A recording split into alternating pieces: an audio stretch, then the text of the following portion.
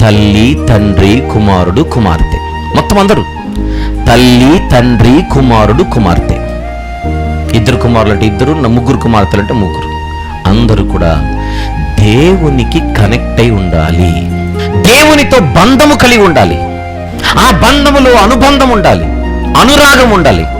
దేవునిని ఇష్టపడే కుటుంబాలు మన కుటుంబాలుగా ఉండాలి. ఎక్కడ 2, 3 నా నామమున కూడుకుంటారో వారి మధ్య నేనున్నానన్నాడు. ఆ 2, 3 ఉన్న ప్లేస్ ఏంటి? ఎక్కువగా మన కుటుంబాలు. అంటే 2, 3 ఉన్న ప్రతి చోట వారు కూడుకోవడం అలవాటు కావాలి. ఆ కూడుకోవడాన్ని ఫ్యామిలీ ప్రేయర్, ఫ్యామిలీ ఫెలోషిప్. ఆ ఫ్యామిలీ ఫెలోషిప్లో ఎవరు ఉండాలి?